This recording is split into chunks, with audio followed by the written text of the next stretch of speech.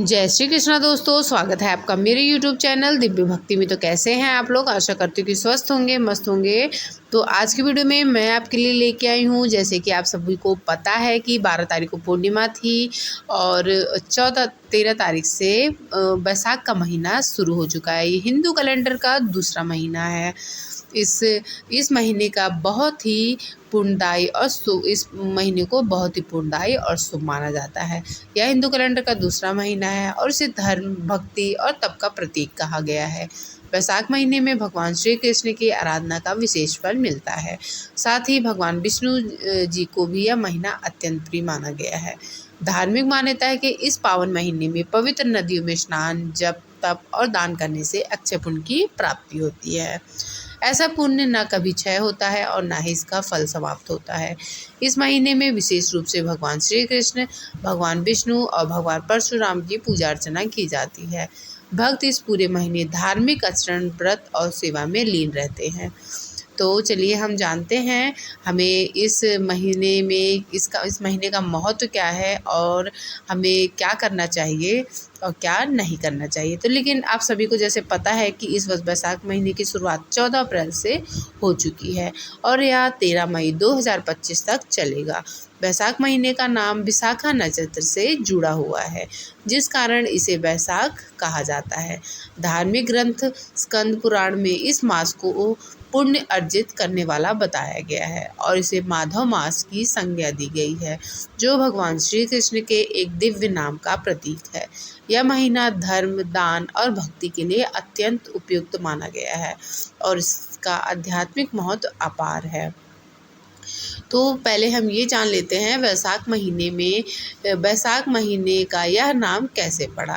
बैसाख महीने का नामकरण विशाखा नक्षत्र से जुड़ा हुआ है, इसलिए इसे बैसाख महीना कहा जाता है। विशाखा नक्षत्र के स्वामी देव गुरु बृहस्पति माने जाते हैं, जबकि इसके अधिदेवता इंद्रदेव हैं। इसी वजह से इस महीने में स्नान, दान, व्रत और पूजा पाठ का विशेष महत्व बताया गया है। धार्मिक मान्यताओं के अनुसार बैसाख मास में किए गए पुण्य कार्य, विशेषकर दान का फल अक्षय होता है, अर्थात यह पुण्य कभी समाप्त नहीं होता है। तो इस महीने पे आप ज़्यादा से ज़्यादा कोशिश करें कि आप दान दें। यही कारण है कि यह महीना आध्यात्मिक साधना और धर्म कर्म के लिए अत्यंत शुभ माना गया है। तो अब हम जान लेते हैं वैशाख महीने का महत्व क्या है। धार्मिक मान्यताओं के अनुसार बैसाख महीने की विशेषता यह है कि इसके अधिपति भगवान विष्णु माने गए हैं और इस पूरे महीने उनकी विशेष पूजा अर्चना की जाती है। भगवान विष्णु की पूजा में तुलसी के पत्तों का उपयोग अत्यंत आवश्यक और शुभ माना गया है। इस पावन महीने में भगवान श्री कृष्ण और भगवान परशुराम की आराधना का भी विशेष विधान है। साथ ही श्रीमद् भागवत गीता का पाठ करना अत्यंत फलदायी माना गया है, जिससे व्यक्ति को आध्यात्मिक ज्ञान और शांति की प्राप्ति होती है। और वैशाख मास का एक और खास पक्ष यह है कि इस दौरान वृंदावन में स्थित श्री बांके बिहारी जी के चरण दर्शन होते हैं, जो भक्तों के लिए अत्यंत दुर्लभ और शुभ अवसर माना जाता है। इस प्रकार धार्मिक दृष्टि से वैशाख महीना अत्यंत महत्वपूर्ण और पुण्यदायी माना जाता है। अब हम जान लेते हैं बैसाख महीने का नियम क्या है। बैसाख महीने में राहगीरों को शीतल जल पिलाना, प्याव लगवाना और रसीले फलों का दान करना अत्यंत पुण्यदायी माना जाता है। धार्मिक मान्यता है कि इस पवित्र महीने में जल का दान करने से व्यक्ति के सभी कष्ट, दोष दूर हो जाते हैं और उसके जीवन में सुख, शांति और खुशियों का आगमन होता है। बैसाख मास में किया गया दान इतना फलदायी होता है कि इसे पूरे वर्ष तक किए गए दान के बराबर माना गया है। इस कारण भक्तजन इस महीने में सेवा, परोपकार और दान पुण्य के कार्यों में विशेष रूप से ध्यान दें। वैशाख महीने में तेज गर्मी अपने चरम पर होती है। ऐसे में यह समय न सिर्फ मानव सेवा बल्कि पशु पक्षियों की भी सेवा का भी होता है। इस महीने में पशु पक्षियों के लिए दाना पानी की व्यवस्था भी करना शुभ होता है। पेड़ों को पानी देना और प्रकृति की देखभाल करना अत्यंत पुण्यदायी माना जाता है। साथ ही छाता, जूते, चप्पल, सत्तू और ठंडी चीज़ों का दान करना भी विशेष फल देने वाला होता है। मान्यता है कि इन सेवाओं और दान कार्यों से भगवान विष्णु और माता लक्ष्मी की विशेष कृपा प्राप्त होती है, जिससे जीवन में सुख, समृद्धि और धन की बरकत बनी रहती है। वैशाख महीने में संयमित जीवन शैली अपनाने की सलाह दी जाती है। इस पवित्र महीने में तला भुना और मसालेदार भोजन त्यागना चाहिए, क्योंकि यह सेहत और के विपरीत है और आपकी सेहत पर भी प्रभाव डालता है। स्वस्थ और आत्मशुद्धि के दृष्टिकोण से एक समय भोजन करना उत्तम माना गया है। साथ ही शरीर पर नया तेल लगाने से भी परहेज करना चाहिए।